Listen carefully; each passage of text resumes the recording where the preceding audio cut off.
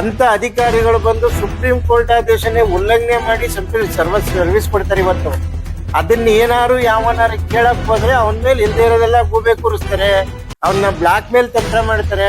ಮುಂದೆ ಸರ್ವಿಸ್ ಆಗಿದೆ ಮೈಸೂರು ಜಿಲ್ಲೆನಲ್ಲಿ ಎಲ್ಲ ಸೇರಿ 400 ಸರ್ವಿಸ್ ಆಗಿದೆ. ಇವ್ರು ಎಂತ ಭ್ರಷ್ಟ ಅಧಿಕಾರಿಗಳು ಅಂದ್ರೆ ನಮ್ಮ ಚೆಸ್ಕಾಂ ಇಲಾಖೆಯಲ್ಲಿ ಇಡೀ ರಾಜ್ಯದಲ್ಲಿ ಯಾರು ಇಲ್ಲ ಇಂಥ ಅಧಿಕಾರಿಗಳು. ಅದೇ ಸರ್ವೋಚ್ಚ ನ್ಯಾಯಾಲಯ ಏನ್ ಆದೇಶ ಮಾಡಿದ್ಯೋ ಇದನ್ನ ಪಾಲನೆ ಮಾಡಿದೇನೆ ನೀವಿದ್ದೀರಲ್ಲ. ಮಾನ್ಯ ಮುಖ್ಯಮಂತ್ರಿಗಳಿಗೆ ನಾನು ನೇರವಾಗಿ ಕೇಳ್ತಾ ಇದ್ದೀನಿ, ಸಾಹೇಬ್ರೆ ದಯವಿಟ್ಟು ನಿಮ್ಮ ಜಿಲ್ಲೆನಲ್ಲಿರುವಂತ ಈ ಅಧಿಕಾರಿಗಳನ್ನ ನೀವು ಕಣ್ಣಾಕಿ ತೆಗಿಲಿಲ್ಲ ಅಂದ್ರೆ ಇವ್ರು ಇನ್ನೂ ಹಾಳು ಮಾಡಕ್ ಬಿಡ್ತಾರೆ, ನಿಮ್ಮನ್ನ ಕೆಟ್ಟ ಹೆಸರು ತಂದ್ಬಿಡ್ತಾರೆ.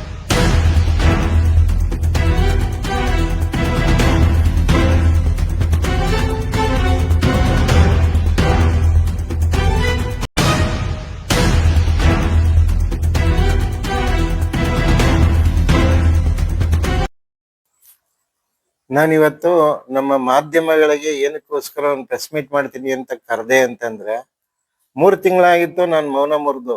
ಯಾಕೆಂದ್ರೆ ಯಾವ್ದೋ ಒಂದು ವಿಚಾರದಲ್ಲಿ ನಮ್ದೇನೋ ಒಂದು ಪ್ರಾಬ್ಲಮ್ ಆಗಿತ್ತು, ಅದು ಪರ್ಸನಲ್. ಆ ಪ್ರಾಬ್ಲಮ್ ನಿಂದ ನಾನು ಯಾವ್ದಕ್ಕೂ ಮುಂದಕ್ಕೆ ಬಂದಿರಲಿಲ್ಲ. ಇವತ್ತು ಬರಲೇಬೇಕಾದ ಸಂದರ್ಭ ಬಂತು. ಅದು ಯಾಕೆ ಅಂದ್ರೆ ನಮ್ಮ ಕೊಲೀಗ್ಸ್ಗಳು ಅಂದ್ರೆ ನಮ್ಮ ಗುತ್ತಿಗೆದಾರ ಕೆಲವು ಸದಸ್ಯರು ನಿನ್ನೆ ಒಂದು ಪ್ರೆಸ್ ಮೀಟ್ ಮಾಡಿದ್ರು. ಸೇಮ್ ನಾನು ಲಾಸ್ಟ್ ಟೈಮ್ ಏನ್ ತಗೊಂಡಿದ್ನೋ ಅದೇ ವಿಚಾರವಾಗಿ ಒಂದು ಪ್ರೆಸ್ ಮೀಟ್ ಮಾಡಿದ್ರು.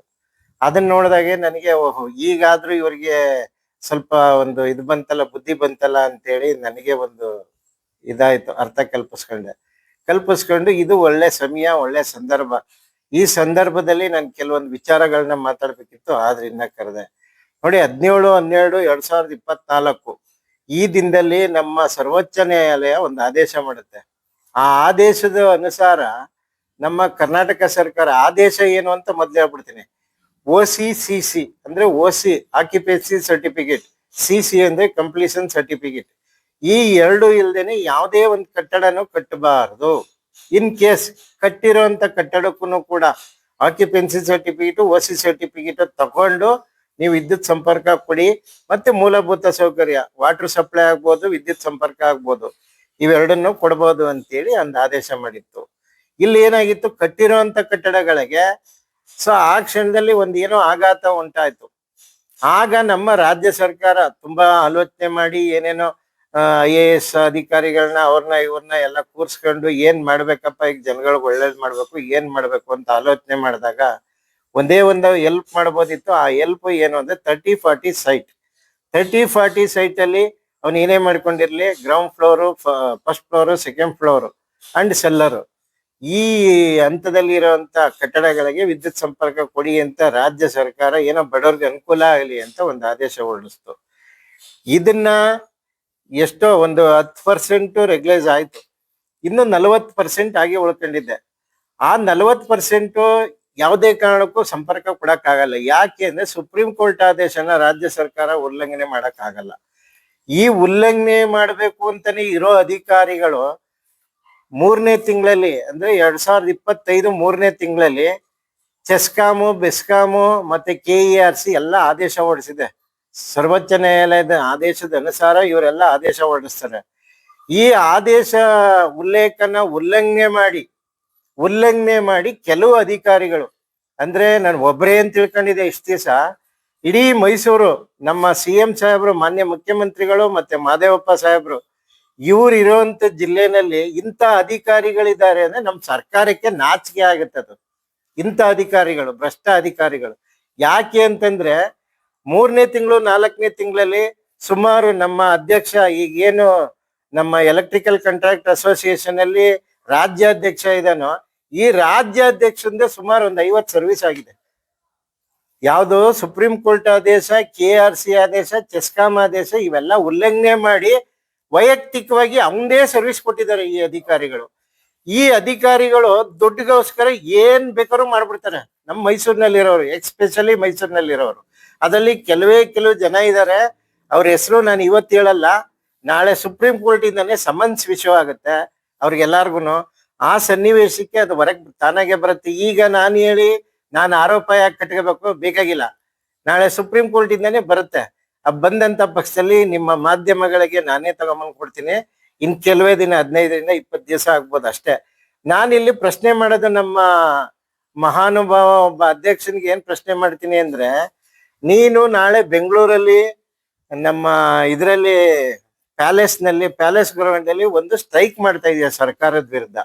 ಏನು ಅಂತಂದ್ರೆ, ಹಿಂದೆ ಯಾವ್ದ್ಯಾವ್ದು ಸರ್ವಿಸ್ಗಳು ನಿಂತಿತ್ತು ಅಂದ್ರೆ 2023, 24, 25 ನಿಂತಿತ್ತು, ಆ ಕಟ್ಟಡಗಳಿಗೆ ಸರ್ವಿಸ್ ಕೊಡಿ ಅಂತೇಳಿ ನೀನ್ ಮಾಡ್ತಾ ಇದೀಯ. ಆಯ್ತಪ್ಪ, ಒಪ್ಕೋತೀನಿ, ನೀವ್ ಮಾಡ್ತಾರ, ತುಂಬಾ ಅನುಕೂಲ ಆಯ್ತು. ನಾನು ಒಂದ್ ಪ್ರಶ್ನೆ ನೇರವಾಗಿ ಕೇಳ್ತೀನಿ, ನಿಂಗೆ ದಯವಿಟ್ಟು ಅರ್ಥ ಮಾಡ್ಕೊಳ್ಳಿ ಗುತ್ತಿಗೆದಾರ ಸದಸ್ಯರು. 4ನೇ ತಿಂಗಳಲ್ಲಿ ನಿಂದೆ MS ಬಿಲ್ಡಿಂಗು 5 ಕಟ್ಟಡಗಳು ಎಲ್ಲಾ ಸೇರಿ 40 ಕಟ್ಟಡಗಳಿಗೆ ನೀನೊಬ್ಬಂದೇ ಸರ್ವಿಸ್ ಆಗಿದೆ. ಪ್ರತ್ಯೇಕವಾಗಿ ನೀನೊಬ್ಬಂದೇ ಸರ್ವಿಸ್ ಆಗಿದೆ. ನಿನ್ಗೆ ಸುಪ್ರೀಂ ಕೋರ್ಟ್ ಆದೇಶ ಇಲ್ಲ, ಅಧಿಕಾರಿಗಳಿಗೆ ಸುಪ್ರೀಂ ಕೋರ್ಟ್ ಆದೇಶ ಇಲ್ಲ, ಪ್ರತ್ಯೇಕವಾಗಿ ನೀನೊಬ್ಬಂದೇ ಸರ್ವಿಸ್ ಆಗಿದೆ. ಮೈಸೂರು ಜಿಲ್ಲೆನಲ್ಲಿ ಎಲ್ಲಾ ಸೇರಿ 400 ಸರ್ವಿಸ್ ಆಗಿದೆ. ಇವ್ರ ಎಂತ ಭ್ರಷ್ಟ ಅಧಿಕಾರಿಗಳು ಅಂದ್ರೆ, ನಮ್ಮ ಚೆಸ್ಕಾಂ ಇಲಾಖೆಯಲ್ಲಿ ಇಡೀ ರಾಜ್ಯದಲ್ಲಿ ಯಾರು ಇಲ್ಲ ಇಂಥ ಅಧಿಕಾರಿಗಳು. ಅಂತ ಅಧಿಕಾರಿಗಳು ಬಂದು ಸುಪ್ರೀಂ ಕೋರ್ಟ್ ಆದೇಶನೇ ಉಲ್ಲಂಘನೆ ಮಾಡಿ ಸರ್ವಿಸ್ ಕೊಡ್ತಾರೆ ಇವತ್ತು. ಅದನ್ನ ಏನಾರು ಯಾವನಾರು ಕೇಳಕ್ ಹೋದ್ರೆ ಅವನ ಮೇಲೆ ಇಲ್ದೇ ಇರೋದೆಲ್ಲ ಗೂಬೆ ಕೂರಿಸ್ತಾರೆ, ಅವನ್ನ ಬ್ಲಾಕ್ ಮೇಲ್ ತಂತ್ರ ಮಾಡ್ತಾರೆ, ಅವನಿಗೆ ಬೇರೆ ಬೇರೆ ಆಯಾಮಗಳಲ್ಲಿ ತೊಂದರೆ ಕೊಡ್ತಾರೆ. ಇದೇ ಇನ್ಸಿಡೆಂಟ್ ನನಗೆ ನಡೆದಿದೆ. ಆ ಉಲ್ಲೇಖನ ನಾನು ಈಗ ಮಾತಾಡಕ್ ಹೋಗಲ್ಲ, ನಾಳೆ ದಿನ ನ್ಯಾಯಾಲಯದಿಂದ ಹೊರಕ್ ಬರ್ತೀನಲ್ಲ ಆಗ ಮಾತಾಡ್ತೀನಿ. ಈ ಆರೋಪ ಹೊತ್ತಂತ ವ್ಯಕ್ತಿ ನಾನು ಅದಕ್ಕೆ ಮೌನವಾಗಿದ್ದೆ. ಈಗ ನಮ್ಮ ಸದಸ್ಯರೇ ಇದ್ರಲ್ಲಿ ಎದ್ದಿದ್ದಾರೆ. ಆದ್ರಿಂದ ನಾನು ಸುಪ್ರೀಂ ಕೋರ್ಟ್ ವಿರುದ್ಧ ನಾನು ಯಾವ್ದು ಮಾತಾಡಕ್ ಹೋಗಲ್ಲ. ಅದೇ ಸರ್ವೋಚ್ಚ ನ್ಯಾಯಾಲಯ ಏನ್ ಆದೇಶ ಮಾಡಿತ್ಯೋ ಇದನ್ನ ಪಾಲನೆ ಮಾಡ್ದೇನೆ ನೀವಿದ್ದೀರಲ್ಲ. ಮಾನ್ಯ ಮುಖ್ಯಮಂತ್ರಿಗಳಿಗೆ ನಾನು ನೇರವಾಗಿ ಕೇಳ್ತಾ ಇದ್ದೀನಿ, ಸಾಹೇಬ್ರೆ, ದಯವಿಟ್ಟು ನಿಮ್ಮ ಜಿಲ್ಲೆನಲ್ಲಿ ಇರುವಂತ ಈ ಅಧಿಕಾರಿಗಳನ್ನ ನೀವು ಕಣ್ಣಾಕಿ ತೆಗಿಲಿಲ್ಲ ಅಂದ್ರೆ ಇವ್ರು ಇನ್ನೂ ಹಾಳು ಮಾಡಾಕ್ ಬಿಡ್ತಾರೆ, ನಿಮ್ಮನ್ನ ಕೆಟ್ಟ ಹೆಸರು ತಂದ್ಬಿಡ್ತಾರೆ, ನಿಮಗೆ ಮತ್ತೆ ನಮ್ಮ ಮಾದೇವಪ್ಪ ಸಾಹೇಬ್ರಿಗೆ. DK ಶಿವಕುಮಾರ್ ಅವರು ಇದ್ರ ಮೇಲೆ ಬಹಳ ಆಸಕ್ತಿ ಕೊಟ್ಟು ಬಡ ಜನಗಳಿಗೆ ಅನುಕೂಲ ಆಗ್ಲಿ ಅಂತ ಈ ಅನುಕೂಲ 30-40 ಸೈಟ್ ಮಾಡಿದ್ರು. ಇದನ್ನ ದುರುಪಯೋಗ ಪಡಿಸ್ಕೊಂಡು ನೀವು ಇವತ್ತು ಸುಪ್ರೀಂ ಕೋರ್ಟ್ ಆದೇಶ ಉಲ್ಲಂಘನೆ ಮಾಡಿ ಎಂತೆಂತ ಮಲ್ಟಿ ಸ್ಟೋರೇಜ್ ಬಿಲ್ಡಿಂಗ್ ಸರ್ವಿಸ್ ಕೊಟ್ಟಿದ್ರ ಎಲ್ಲಾ ಡೀಟೇಲ್ಸ್ ಇಲ್ಲಿದೆ. ನಮ್ಮ ಸ್ನೇಹಿತರುಗಳೇ RTI ತಗೊಂಡಿದ್ದಾರೆ. ಇದ್ರಲ್ಲಿ ಅತಿ ಮುಖ್ಯವಾಗಿ ನಮ್ಮ ರಾಜ್ಯಾಧ್ಯಕ್ಷಂದ 50 ಕೇಸ್ ಇದೆ. 50 ಕೇಸ್ ಸರ್ವಿಸ್ ಕೊಟ್ಟಿದ್ದಾನೆ. ಈ ದಾಖಲಾತಿ ನಿಮಗ್ ಕೊಡ್ತೀನಿ. ಅವನಿಗೆ ಸುಪ್ರೀಂ ಕೋರ್ಟ್ ಆದೇಶ ಇಲ್ಲ, ಅಧಿಕಾರಿಗಳಿಗೆ ಸುಪ್ರೀಂ ಕೋರ್ಟ್ ಆದೇಶ ಇಲ್ಲ. ದುಡ್ಡು ಯಾವನ್ ಜಾಸ್ತಿ ಕೊಟ್ಬಿಡ್ತಾನ ಲಕ್ಷ, ಅವನಿಗೆ ನೀವು ಉಲ್ಲಂಘನೆ ಮಾಡಿ ಸರ್ವಿಸ್ ಕೊಡ್ತೀರಾ. ಆಮೇಲೆ ನಮ್ಮ ರಾಜ್ಯಾಧ್ಯಕ್ಷ ಹೇಳ್ತಾನೆ, ರಾಜ್ಯದೆಲ್ಲೆಡೆ 16 ಲಕ್ಷ ಬಾಕಿ ಇದೆ ಹಿಂದೆ ಉಳ್ದಿರೋವಂಥದ್ದು ಅಂತ. ಎಲ್ಲಿದೆ? ಯಾರಪ್ಪ ನಿನಗೆ ಸ್ಟ್ಯಾಟಿಸ್ಟಿಕ್ಸ್ ಕೊಟ್ಟಿರೋರು 16 ಲಕ್ಷ ಬಾಕಿ ಇದೆ ಅಂತ? ಸರ್ಕಾರದಲ್ಲಿ ಇದೆಯಾ? ಚೀಫ್ ಸೆಕ್ರೆಟರಿ ಹತ್ರ ಇದೆಯಾ? ಇಲ್ಲ ಇಂಧನ ಇಲಾಖೆಯಲ್ಲಿ ಇದೆಯಾ 16 ಲಕ್ಷ ಬಾಕಿ ಇದೆ ಅಂತ? ಯಾವ ಆಧಾರದ ಮೇಲೆ ಹೇಳ್ತೀಯಾ? ಯಾಕೆಂದ್ರೆ ನಾನು RTI ತಗೊಂಡಿದ್ದೀನಿ. ನಮ್ಮ ಇಂಧನ ಇಲಾಖೆಯಲ್ಲಿ ಡೀಟೇಲ್ಸ್ ಇಲ್ಲ, ನಮ್ಮ ಚೀಫ್ ಸೆಕ್ರೆಟರಿ ಹತ್ರ ಡೀಟೇಲ್ಸ್ ಇಲ್ಲ.